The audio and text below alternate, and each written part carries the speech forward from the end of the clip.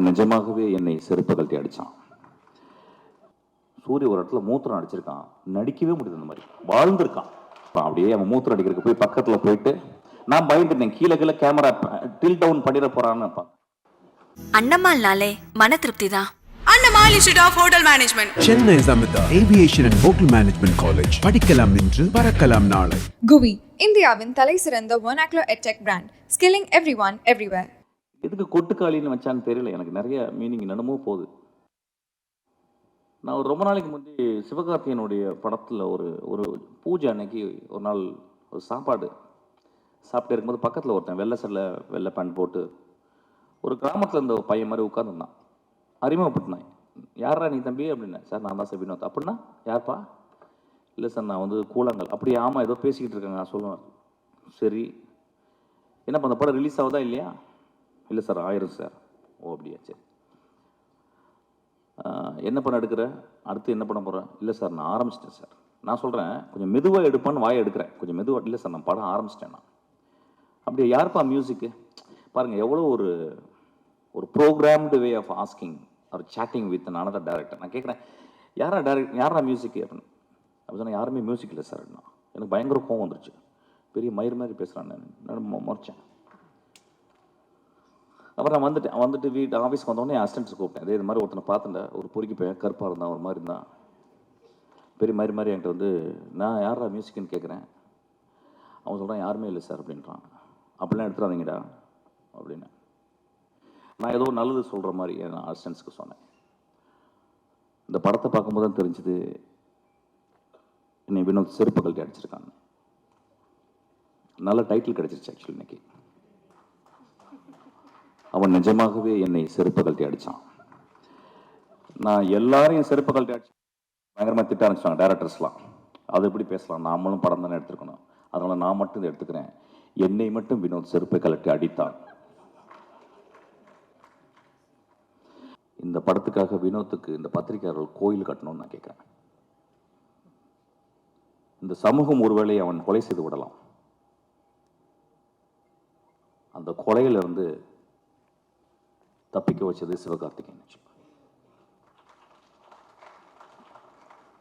சிவகார்த்திகேயன் ஒரு leading actor, கடுமையான உழைப்பாளி. சிவகார்த்திகேயனால இந்த படத்தில் நடிக்க முடியாது. ஏன்னா ஒரு மிகப்பெரிய ரசிகர்கள் கூட்டம் வந்துருச்சு. ரசிகர்களை சந்தோஷப்படுத்துவது ஒரு பெரிய கடமையாச்சு. ஆனால் அந்த குழந்தை, அந்த பையன், நான் மிகச்சிறந்த படைப்பு பண்ணணும்னு ஆசைப்பட்டு கூழாங்கல்ல பார்த்தவொன்னே தம்பி இந்த படத்தை நான் தான் பண்ணுவேன்னு சொல்லியிருக்கான். அதுக்காக அந்த தம்பிக்கு ஒரு கோயில் கட்டணும். சிவகார்த்திகனுக்கு ஒரு குழந்தை பிறந்திருக்கு. சிவகார்த்திகனுக்கு இன்னொரு குழந்தையும் பிறந்திருக்கு. அதுதான் கொட்டுக்காளி. இந்த படத்தில் நடித்தவர்கள் அந்த அனா பென் ஒருத்தர் நடிச்சிருக்கா. தெரியல, தமிழில் இருக்க பெண்ணுங்கள்லாம் இப்போல்லாம் நடிக்கவே வரதில்லை நல்ல படங்களுக்கு.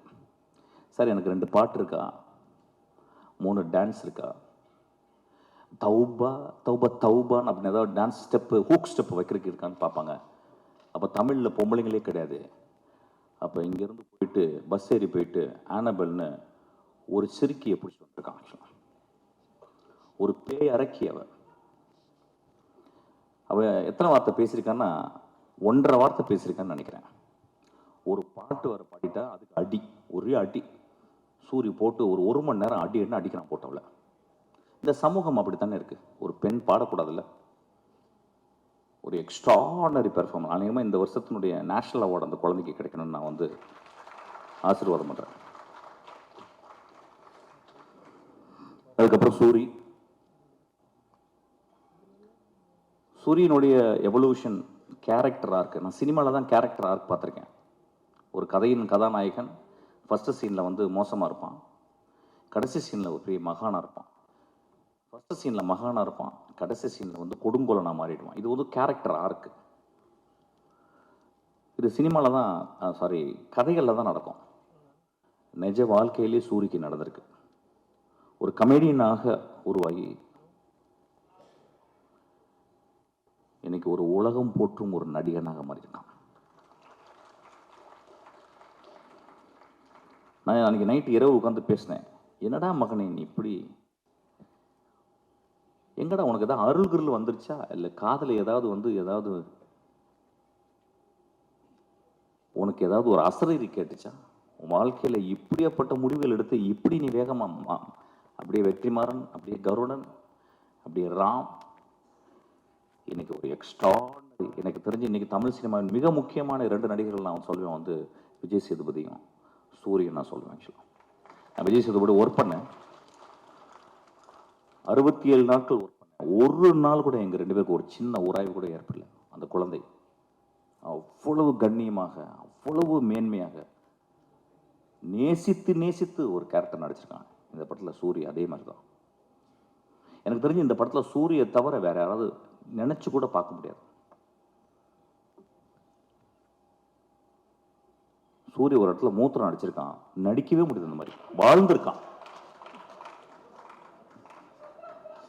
அதுக்கு வினோத் அந்த கேமராவை பக்கத்தில் எட்டு போறான், அப்படியே அவன் மூத்திரம் அடிக்கிறதுக்கு போய் பக்கத்தில் போயிட்டு நான் பயந்துட்டேன், கீழே கேமரா டில் டவுன் பண்ணிட போறான்னு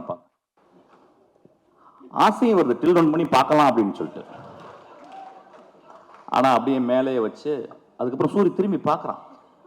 மனிதர்களே என்ன பெர்ஃபார்மன்ஸ், என்ன எவ்வளவு நம்பிக்கை அந்த கேமரா மேலே.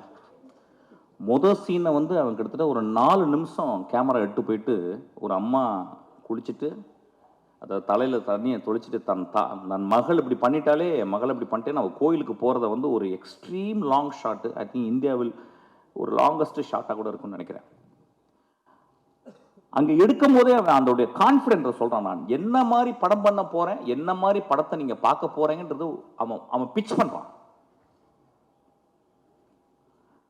இந்த படத்தை பற்றி இன்னொரு தருணத்தில் நிறைய பேசலாம், ஏன்னா இங்கே வந்து மொத்தமே 4 டேரக்டர்ஸ் தான் வந்திருக்கோம். நான் வந்து ரொம்ப நேரம் டைம் எடுத்துக்கூட நிறைய பேசுவேன், என்னால் பேச முடியும். So Soori has given an extraordinary, அதாவது இந்த படத்துக்கு அப்புறம் சூரியை நம்ம எப்படி பார்க்கலாம்னா, ஒரு இந்தியாவின் ஒரு மிகச்சிறந்த ஆக்டரை நம்ம பார்க்கலாம். அது சொல்றேன்னா, அந்த அளவுக்கு அந்த கேரக்டர் அவன் மண்ணில இருந்து, அந்த வெறுங்கால்ல இருந்து நான் பார்த்தேன். சூரிய செருப்பு போட்டுக்கணும், செருப்பு போடாம அவன் அப்படியே அதுக்குள்ளே ஒரு சொன்னாங்க, ஏதோ அந்த டீட்டெயில் வந்து கால், அதை வந்து சூரிய சொன்னதான் நல்லது, சூரிய சொன்னது அதான் அது நல்லா இருக்கும். ஆக்சுவலி எப்படி அதை நடிச்சா அந்த குரலுக்காக நான் அந்த கழுத்தில் இது பண்ணிட்டு பார்க்கும்போது நான் ஒரு இடத்துல ஒத்து பார்த்தேன், இந்த இடத்துல கழுத்து நரம்பு வந்து புடைக்குது. ஸோ நடிக்கலை அந்த இடத்துல. He took so much of sincere and truthfulness to exhibit something extraordinary. கேள்விப்பட்டேன் வந்து கூழாங்கல் பார்த்த உடனே சூரி விரட்டி போயிருக்கான். ராம் என்கிட்ட சொன்னான், ஆனால் கிட்டத்தட்ட டெய்லி 2 தடவை ஃபோன் பண்ணி, ராமண்ணா கொஞ்சம் வினோட்ட சொல்லுங்க, அடுத்த படம் எந்த படமாக இருந்தாலும் அதில் ஒரு சின்ன கேரக்டராக நடிக்கிறேன், அதுக்காக சூரிக்கு நம்மலாம் கிளாப் பண்ணோம். அதாவது ஒரு கலைஞன் இன்னொரு கலைஞனை தேடி ஒரு சீனாவும் நான் நடிக்கணும்னு சொன்னா பாருங்க, அவன் ஒரு பெரிய மேதை தான், அவன் பெரிய மேதை தான் அவன். நண்பர்களே, இந்த படத்தை பற்றி நான் நிறைய சொல்ல முடியும், ஆனால் I am not very sure how far I can talk. ஒரு மிகப்பெரிய அனுபவம். இந்த படம் வந்து ஒவ்வொரு குடும்பமும் போய் பாருங்க. அதாவது மோசமான படங்களை நம்ம மோசமான காட்சிகளை நம் குழந்தைகள் கொண்டு போய் காட்டுறோம். மோசமான படங்களை இந்த இளைஞர்கள் போய் பார்க்கறாங்க. இந்த விழாவுக்கு வரும்போது நான் காலையில் மனசு பேசினேன். ஏன்னா இப்போ நான் 2 படம் பார்த்துட்டேன். ஒன்று மாரியுடைய வாழை பார்த்துட்டேன். அது ஒரு வாரம் பைத்தியமாக இருந்து, அன்றைக்கி நைட்டு ஃபுல்லாக பைத்தியமாக இருந்து ஃபுல்லாக எழுதி அசிஸ்டன்ட் டேரக்டர்லாம் தூங்காமல் உட்காந்து ஒரு 3 பேஜில் ஒரு லெட்டர் எழுதி வரும் நல்ல. இப்போ அதுக்கு முடிச்சு அந்த பைத்தியம் முடியும்னு தீர்றதுக்குள்ளேயும் இந்த பைத்தியம், இது பைத்தியம் இல்லை, இது பேயே பிடிச்சிச்சு எனக்கு.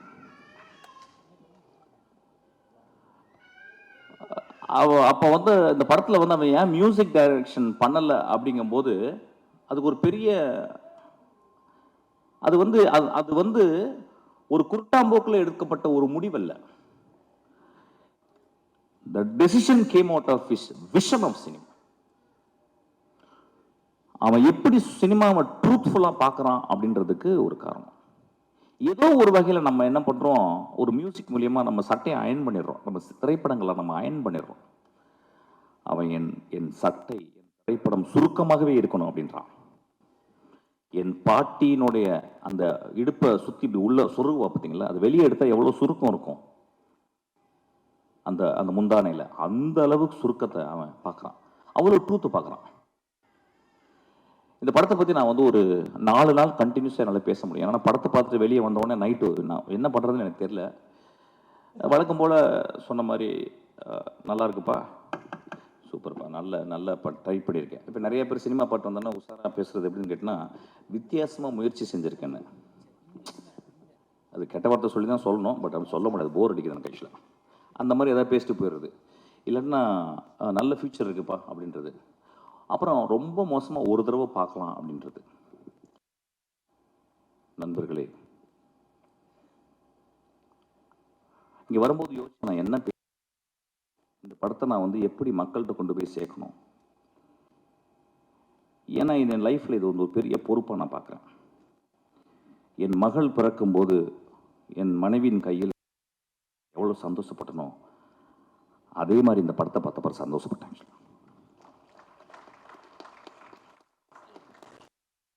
இந்த படத்தை பற்றி மக்கள்கிட்ட கொண்டு போய் சேர்க்கறதுக்கு என்னென்னா, நிறைய பல்ட்டி குட்டிக்காரனெல்லாம் அடிச்சாச்சு. யூஸ்வலாக நான் நிறைய பேசியிருக்கேன். இந்த படம் மக்கள் வந்து எல்லாரும் பார்க்கணும்னா நான் அவுத்து போட்டு கூட நிற்கிறதுக்கு தயாராக இருக்கேன் இங்கே இந்த இடத்துல. ஏன்னா அப்படி தான் உரைக்கும். கை தட்டலாமே கொஞ்சம். ஒரு குத்து டான்ஸு, நேக்கட் டான்ஸ் இங்கே ஆடலான் இருக்கு. இந்த படத்தை பாருங்க அப்படின்னு. நான் நேக்கட் டான்ஸ் ஆடி நீங்கள் பார்த்தீங்கன்னா என்ன ஆவீங்க, அதை எக்ஸ்ட்ரா போஸ்ட் பண்ணி நீங்கள் அப்போ இந்த படத்தை போய் பாருங்கன்னு சொல்லலாம். இந்த கொடுத்தீங்கன்னா இந்த தமிழ் சமூகத்தில் வந்து அது இந்திய சமூகத்தில் வந்து ஒரு நல்ல படத்தை பார்க்குறதுக்கு, நல்ல படம்னா எப்படின்னா ரொம்ப ஃபிலாசபிக்கலான கொஸ்டின் அது. ஆமாம், நான் 2 நிமிஷம்லாம் பேசலாமா? 1 மணி தான் பேசுது. இடக்கு முடக்க அதை பேசினா பிரச்சனை ஆயிரும் உனக்கு. ஓகே, நல்ல படம் அப்படின்னாவே நம்ம நண்பர்கள், நம்ம ரசிகர்கள், நம்ம நேசத்துக்குரிய நம்மளுடைய ரசிகர்கள் என்ன சொல்லிடுறாங்க வந்து, ஓகே புரிஞ்சிருச்சு. அதாவது வந்து பாலாசக்திவேலு, மிஷ்கின், ராமு, வெற்றிமாறன் இவங்க நல்ல படம் சொல்லிட்டா கொஞ்சம் பார்த்தே போவோம் அப்படின்ற மாதிரி கொஞ்சம் யோசிச்சு போவோம். ஏன்னா சினிமா பார்க்க வர்றதே அவுத்து போட்டு ஆடுறதை பார்க்கறதுக்கு தான். சினிமாவுக்கு நிறைய பேர் ஆடுறது, அதாவது இன்னும் என்கிட்ட பேசுகிறாங்க, அந்த சார் அந்த குத்துப்பாட்டு ஒன்று போட்டிங்களே சார், அது மாதிரி இன்னொன்று போடுங்க சார். நான் என்ன போட தான் செய்ய முடியும் ஆக்சுவலாக. நண்பர்களே, ஒரு மார்க்கெட்டுக்கு போகிறோம், ஒரு குழந்தையை கூட்டிகிட்டு, ஒரு பெண் குழந்தையை கூட்டிகிட்டு ஒரு கத்திரிக்காய் எடுக்கிறோம். எங்கள் அம்மா சின்ன வயசில் எனக்கு கத்திரிக்காவை எப்படி வாங்குவது அப்படின்னு சொல்லி கொடுத்துருக்காங்க. ஒரு சவுச்சவை எப்படி பார்த்து வாங்கணும்னு சொல்லி கொடுத்துருக்காங்க. ஒரு பழத்தை வந்து தட்டி பார்த்து, அந்த பழம் தட்டி பார்த்து பழுத்திருக்கான்னு பார்த்து வாங்க சொல்லிட்டாங்க. ஆனால் நம்ம சமூகத்தில் ஒரு கலைப்படைப்பை மட்டுமே பார்க்க பழகிடுச்சு. இன்னைக்கு 16 வயதுல எடுத்தா ஓடுமானே டவுட் வந்துருச்சு. என் ஆதங்கத்தை இங்கே கொட்டி தீர்க்கவில்லை. இந்த படத்தை நான் மக்கள்கிட்ட கொண்டு போய் எப்படி சேர்க்கறதுன்னு யோசிச்சுக்கிட்டே இருக்கேன். இப்போ நகரத்தில் இருக்கவங்க எல்லாருமே நினச்சிக்கிறாங்க நம்ம எல்லாமே சிட்டி பேஸ்டு. அதை சொல்கிறாங்க இது கிராமத்து கதை. ஐயா, இது என் தாயின் கருவறை ஐயா. இந்த படம் என் மகளின் யோனி ஐயா. இந்த படம் பாலசக்தி சொன்னா இந்த மாதிரி படமே பார்த்ததில்லைன்னு. இந்த மாதிரி படத்தை பார்க்கவே போறது இல்லையா. இந்த மாதிரி படத்தை நான் பார்க்கவே போறதில்லை. இந்த படத்துக்கு முன்னாடி நான் என் படைப்புகள், என்னுடைய சினிமா அப்படின்றத நான் கீழே குனிஞ்சு அவன் காலை முத்தமிடுவேன். அந்த அளவுக்கு அந்த படத்தை பண்ணியிருக்கான். உங்களுக்கு ப்ரூவ் பண்ணனா வினோத்தை கூட்டிங்க நின்று அவன் காலை முத்தமிட்டேன். நான் இளையராஜா காலை முத்தமிட்டிருக்கேன்.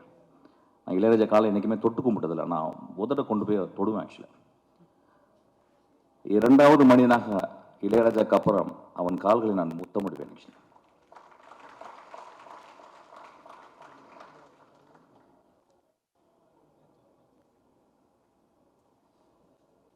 ஒரு படத்தை பார்க்கும்போது அடுத்த சீன் என்ன, அடுத்த சீன் என்ன, அடுத்த சீன் என்ன, அடுத்த சீன் என்னன்னு சொல்லிட்டு நாங்கள்லாம் எழுதுவோம்.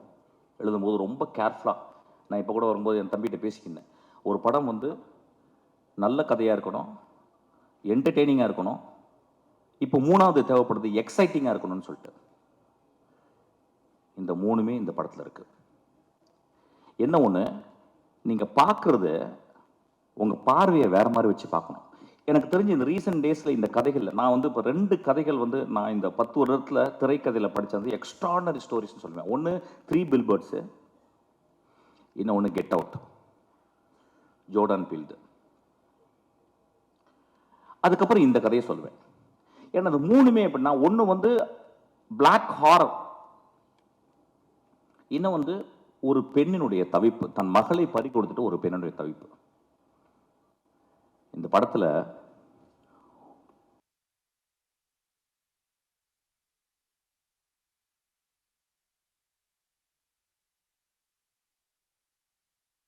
அந்த குடும்பம் பார்க்கும்போது, படம் பார்க்கும்போது அவங்க கெட்டவங்க மாதிரி தெரியும். எனக்கு ரொம்ப அந்த பெண்ணை விட அந்த குடும்பம் ரொம்ப நல்லதாக தெரிஞ்சுது.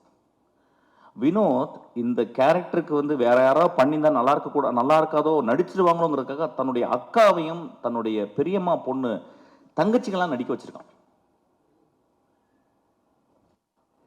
இந்த படத்தில் வந்து 2 காட்சிகள் நான் சொல்லுவேன். பாலாஜி பாதி கதை சொல்லிட்டேன். ஆக்சுவலாக நான் சொல்ல மாட்டேன், உன்னை அதுக்கு அடிக்கணும். டே பாலாஜி, பாதி கதையை சொல்லிட்டேன். ஆக்சுவலாக நான் சொல்ல மாட்டேன். இந்த படத்தில் வந்து ஒரு சேவல் நடிச்சிருக்கு, அதான் முதல்ல பார்த்துருப்பீங்க. சேவல் நடிச்சிருக்குன்னு சொல்கிறத விட அந்த சேவலை அவன் வந்து கேப்சர் பண்ணியிருக்கான். முதல் ஷாட்டாக நீங்கள் போட்டிருக்கான், நீங்கள் பார்க்கணும். ஆக்சுவலாக இந்த சினிமாவை எப்படி பார்ப்பது, நாம் என்ன சினிமா பார்த்துக்கிட்டு இருக்கோம், அதாவது மொமெண்ட்ஸ்ன்னு சொல்லுவாங்க. சினிமாவில் வந்து மொமெண்ட்ஸ்ன்னு சொல்லுவாங்க. எனக்கு தெரிஞ்சு இந்த 27 வருடத்தில் 2 மொமெண்ட் தான் நான் கிரியேட் பண்ணியிருக்கேன். ஒரு மொமெண்ட் வந்து வெட்டி போட்டவன் இடத்துல வந்து ஒரு கிழவி வந்து பூ போடுறான்.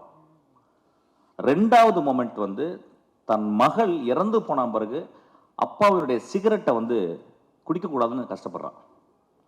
இந்த 2 மொமெண்ட் 27 வருஷத்தில் இந்த படத்தில் 60 சீனுமே 60 மொமெண்ட்டாக பண்ணியிருக்கான். இந்த படத்தில் வந்து இயற்கையை அவன் யூஸ் பண்ணது, மனிதர்களுக்கு முன்னால் இயற்கையை அவன் யூஸ் பண்ணது. ஒருவேளை நான் பேசுறது போர் அடிச்சாலும் அடிக்கலாம், பட் பரவாயில்ல, ஏதாவது பேசுகிறேன். ஏன்னா கொஞ்ச நேரம் பேசுறதுக்கு கேட்கறதுக்கு போயிடுச்சு. மச்சான் நெக்ஸ்ட் சீன் என்னன்னு போயிருது. ஆக்சுவலாக நண்பர்களே,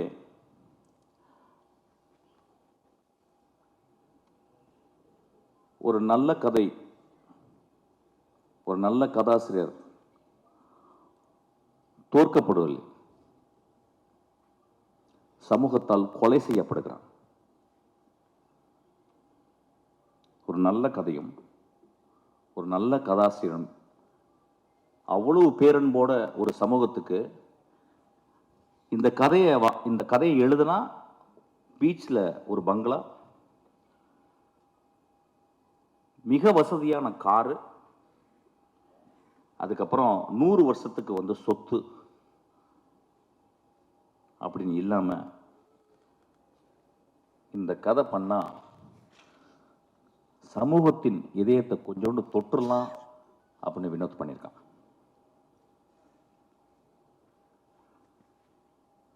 இந்த படத்தை வந்து பத்திரிக்கைக்காரங்க எல்லா படங்களுடைய திறப்பு வாசல்களை திறந்து வைக்கிறது பத்திரிக்கையாளர் தான். வந்து படம் வந்து பார்ப்பாங்க, பார்த்துட்டு எனக்கு தெரிஞ்சு எல்லாங்களையும் அவங்க வந்து ஆறத்தழுவி முத்தம் கொடுத்துருக்காங்க. அண்ணம்மாள்னாலே மன திருப்தி தான். Annamal Institute of Hotel Management. Chennai Samitha aviation and hotel management college. படிக்கலாம் இன்று, பறக்கலாம் நாளை. GUI, இந்தியாவின் தலைசிறந்த vernacular edtech brand, skilling everyone everywhere.